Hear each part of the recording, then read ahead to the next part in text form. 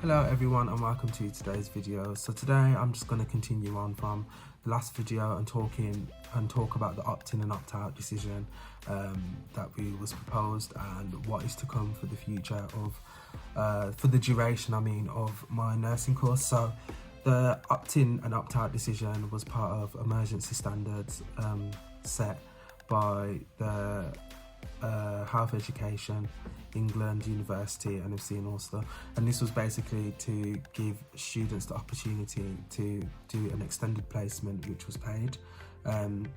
And how this worked was, so if you are in your final year, within the last 6 months of your final year, so due to qualify within the next 6 months, you was to be paid a band 4 wage and work as an aspirant nurse, but still classed as a student nurse. So what that means is you would still work as if you was on the wards as a student nurse, but also you would work within your competency, so you would get responsibility based on what you are deemed competent to do. And having your own, some wards you'd have your own patient load and all that stuff. You're able to do everything basically apart from your medication IVs, which would still need to be supervised by a registered nurse.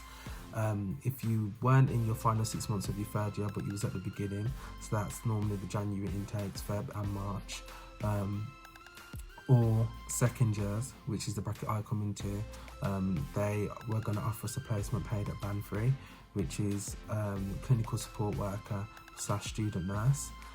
So we would be going on the wards and doing our normal duties as a student nurse, but being paid for it on a contracted with a trust. So they presented this to us with an opt-in and opt-out. So if you opted in, this means that you agreed that you wanted to do the extended placement to help out with the COVID situation, and you would get a reduced workload. So the degree would be 80-20, so you'd spend 80% of your time in clinical practice and the other 20% you would spend on academic study. You'd still do all your academic work, but it would just be at a reduced load. So they would condense the modules in order to make it fair, and enable you to be able to help gain knowledge on the 6-month placement, but also complete your academic standards, what you need in regard to qualifying as a registered nurse. The other option was opt-out. So if you opted out, that was the decision to continue on the course as normal, and you would just be doing academic work and then would pick up a placement as soon as it is safe to do so. And at this time of uncertainty, we don't know when that is. So these decisions were presented to us, and we was given a few days to decide what we was going to do. Decided to opt in, and I wanted to opt in because I've always learnt best through doing, and being a practical learner, I thought that was the ideal situation for me to be in.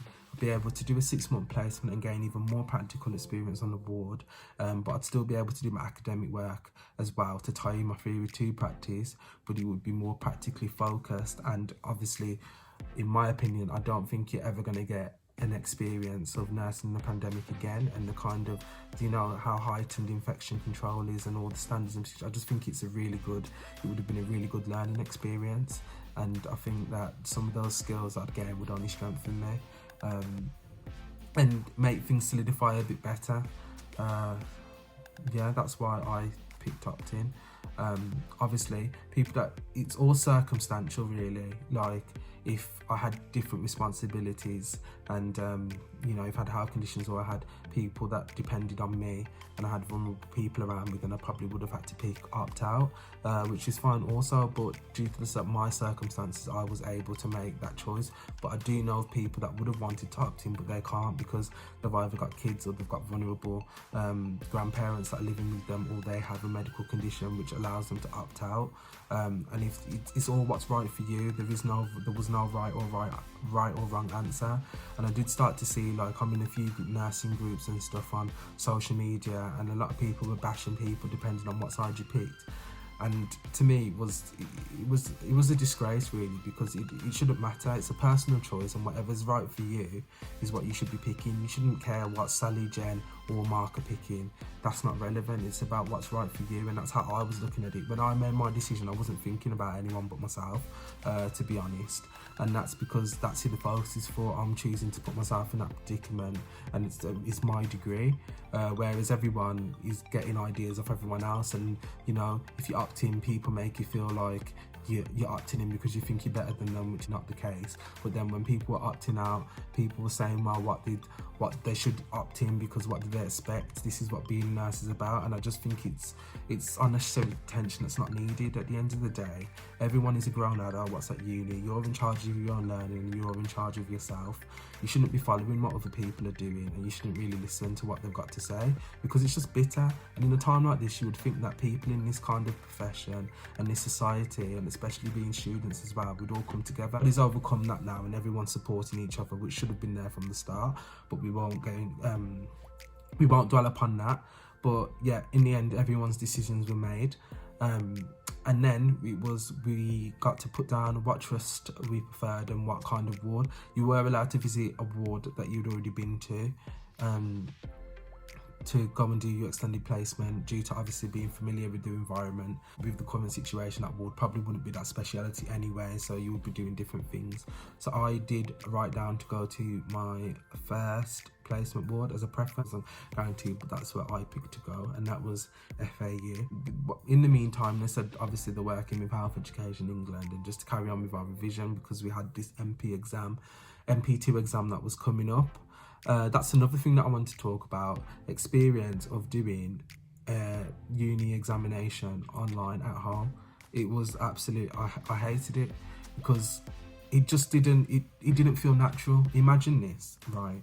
You've gone to bed the night before and you're thinking, oh, I've got an exam. And normally when you've got your exam, you wake up early in the morning, have a good breakfast, be stressed, have this feeling of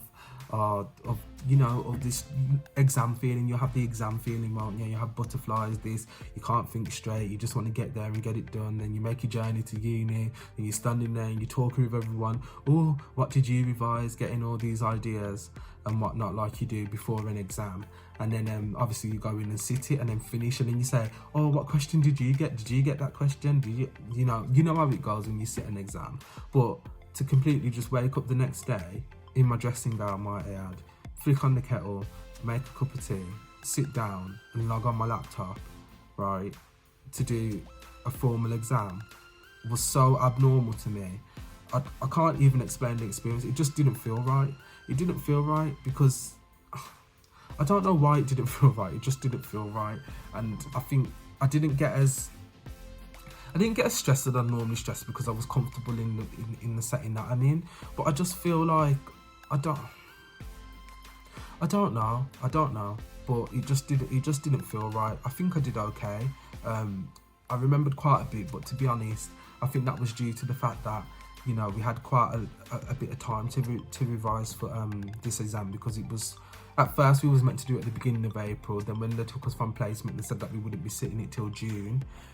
So then we all laid off the revision a bit, and then like a week later they said, well, actually we've changed it now, you're going to be doing it at the end of April. So then we all jumped back on the revision again and stuff. But we did, in hindsight, we did get an extra few weeks of revision, so I think that just cemented it that little bit more and gave us that little bit more time to get some revision in, considering what was going on around us with COVID-19. But yeah, all of that just mixed in with the opt-in decision was a weird time.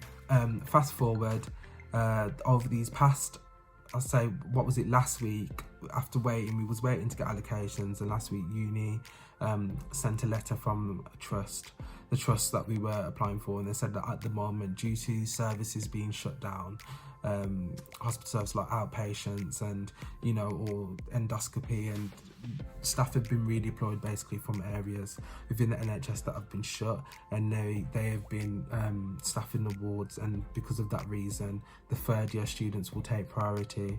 The ones that are due to finish in the last 6 months, rightly so, because obviously they're going to be qualified very soon. So they take priority, and at the moment we're not needed. But I think we're just done. So they said for the meantime, just carry on with academic work. But I do also think they mean that as well, like we're on standby. So if this second peak was to hit, that we could still be summoned, but at the moment it is containable and we're not required. So we're now doing academic work, and 2 modules have just been launched. So this is the position we're in now. The 2 modules that I've had launched is one called Nursing in Society, which is about nursing in the community, which has probably come at a right time, as in my last video I just spoke about having 4 to 5 weeks on a community placement. So hopefully some of the knowledge and information I gained from that placement will be very useful for this module. So that's a good thing. And for that one, we have to do a care plan, I believe, a rationale for the care plan, so justifying why we've written what we've written in the care plan, and also a mother and baby leaflet.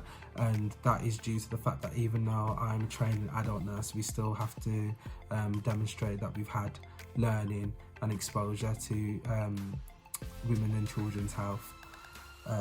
That's the reason for that. And then the other module is evidence-based practice, so it's going to be, I believe, a research module, and evidence-based. So what is the evidence behind doing what you're doing, and learning all stuff about that. I don't know too much about that one at the moment, but as I get into it I will share more information, and I believe that module is going to be an assignment.